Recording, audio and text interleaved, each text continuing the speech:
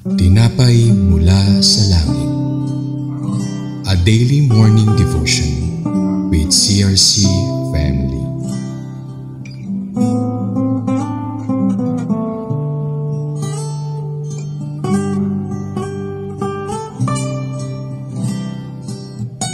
Praise God! Magandang umaga po sa bawat isa. Tayo po ngayon ay patuloy nag-aaral ng salita ng Diyos dito sa Tinapay Mula sa Langit, episode 1334 na po. At patuloy tayong nandito sa chapter 6 ng Book of Joshua at nandun na po tayo sa last two verses na ating pag-aaral, na may puminagatang Joshua curses the man who would refortify Jericho. Bago po tayo magsimula, tayo po'y manalangin. Aming Diyos na makapangyarihan sa lahat, salamat po sa kabutihan mo sa panibagong umaga na iyong pinagkaloob sa bawat isa sa amin upang patuloy na mapuri ka, mapasalamatan ka at dakilain ang iyong pangalan sa pamamagitan ng aming mga buhay na iyong pinagkaloob, O Diyos. Kaya samahan mo po kami, bigyan niyo po kami ng lakas, ng wisdom, knowledge, and understanding upang patuloy na magmuni-muni at pag-aralan namin, sa puso namin ang iyong salita, sapagkat ito ang aming buhay at patuloy na nagbibigay sa amin ng pag-asa sa bawat araw. Salamat po muli, aming Ama, at kayo po ang magbigay ng wisdom, knowledge. Ikaw po ang mag-glorify sa aming buhay. Sa tanging pangalan ng Panginoong Hesus. Amen. Tayo po'y babasa sa Book of Joshua chapter 6 verses 26 to 27, MBB version. Verse 26, noon day pinanumpa ni Josue ang buong bayan sa pangalan ni Yahweh. Sinabi niya, sumpain ang sinumang magtatayong muli ng lungsod na ito ng Jericho. Mamamatay ang anak na panganay ng sinumang muling maglalagay ng mga saligan nito. Mamamatay ang anak na bunso na magbabang muli na kanyang mga pintuan. 27, pinatnubayan ni Yahweh si Josue at naging tanyag ang kanyang pangalan sa lupaing iyon. Pagpalain ng salita ng Diyos. So dito po sa ating binasa at pinag-aralan sa buong chapter 6, nandito po sa nauna pong na-discuss po natin ang mga directions at ang utos ng ating Diyos Ama na ibinigay kay Josue kung anong gagawin, paano sasakupin ang bayang Jericho. Diyan po makikita yan sa verses 1 to 5, sa verses 6 to 14 kung paano sumunod ang mga Israelites na 6 na araw silang nagpaikot-ikot sa buong bayan ng Jericho. Sa umaga pa lang ay nag-iikot na sila ng tahimik at nakakatuwa dahil hindi rin sila nag-complain. Walang binigkas o walang nag-complain sa mga Israelita. At sa verses 15 naman to 21 at 24 na kung saan naman diniliver na ng Panginoon sa kanila sa magitan ng mga shofar at sa kanilang mga hiyaw, mga kanilang mga sigaw ng syempre papuri sa Panginoon, shout of praise, ay bumagsak ang buong wall ng Jericho. So ganun ka-powerful ang Panginoon sa kanilang mga buhay na pinakita ang kapangyarihan ng Panginoon. At dun din pinatunayan ng Panginoon ang anumang napagkasunduan. In-exempt ni Lord si Rahab at kasamang kanyang buong sambayanan, na kung saan pinatunayan na sa mga nagtitiwala sa kanya ay ipipreserve ng Panginoon kagaya ni Rahab. Yan po ang ating napag-aralan sa mga nakaraang araw tungkol po dito sa chapter 6 ng Book of Joshua. Ngayon po, dito po sa ating binasa, ito po ay sinarado or tinapos ni Joshua ang pagsalakay at nagbigay ng sumpa na kung mamamatay ang anak na panganay ng sinumang muling maglalagay ng mga saligan nito, at mamamatay din ang anak na bunso nang magbabangong muli ng kanya mga pintuan. Na kung saan, nung panahon po ni King Ahab, sa 1 Kings chapter 16:34, si Hiel ng Bethel ay tinayo niya muli, ni-rebuild niya ang Jericho at nagbayad ang kanyang mga anak, ang kanyang panganay noong ito ay binilalagyan pa lang ng pundasyon, at nung patapos na nang nilalagyan na ng gate, si Segum naman namatay. So after 500 years po yan ang sinabi yan ni Joshua, itong sumpang ito. Dito po mapapatunayan natin na ano ba ang Jericho. So Jericho po ay isang alay para po sa Panginoon dahil ito po ay kanyang unang laban ng mga Israelita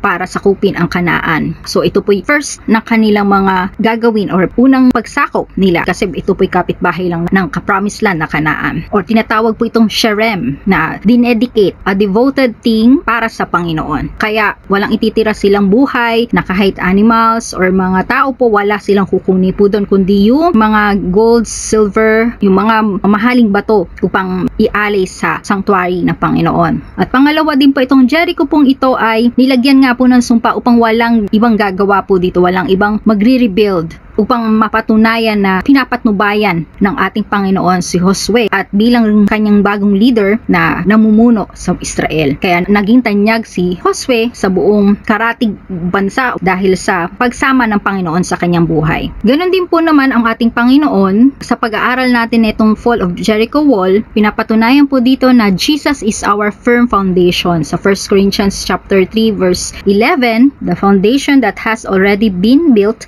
is Jesus Christ and no one can build any other foundation. So tanging ang Panginoon lamang po ang ating pundasyon, ang ating sandigan na maaasahan sa bawat aspeto ng ating buhay. Pangalawa po, the name of the Lord is our strong tower. Sabi po sa Proverbs chapter 18 verse 10, the name of the Lord is like a strong tower. Those who do what is right can run to Him for protection. Tayo po ay may aasahan na matatakbuhan, na matatag upang tayo po ay talunin natin ang gawa ng kaaway. Or sa mga matutuwid na nanghihingi ng proteksyon sa Panginoon, tayo po ay may matatakbuhan. At pangatlo po, Jesus Christ took away the curse. Sabi po sa Galatians chapter 3 verse 13, the law says, we are under a curse for not always obeying it. Sa katigasan po natin ating mga ulo, tayo rin ay naging kagaya po ng mga Israelites at na kung saan po hanggang ngayon ay nangyayari pa rin po sa ating buhay. But Christ took away the curse. He changed places with us and put Himself under that curse. So paano pong paraan? The scripture says, so quote unquote,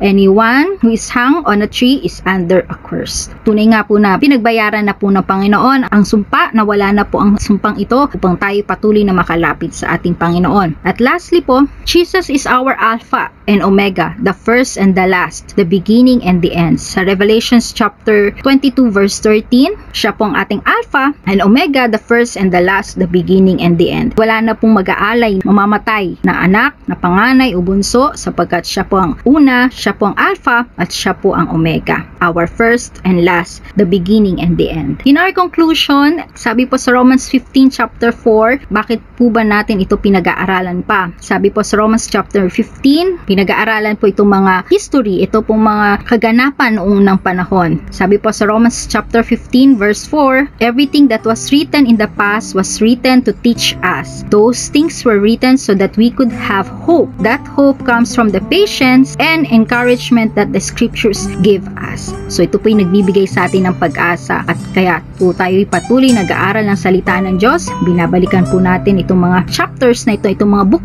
nasa Old Testament upang tayo po may matutunan at patuloy po na makaganap sa ninanais ng Panginoon at patuloy na magbigay ng pag-asa sa bawat isa. God's ways is not man's way. The power of God is beyond our own understanding and limitations. In spite of our disobedience and failures, God's grace is overflowing for us to receive His faithfulness and trust His promises. And mostly, faith without work is dead. He longs for our complete obedience, the clear evidence of faith.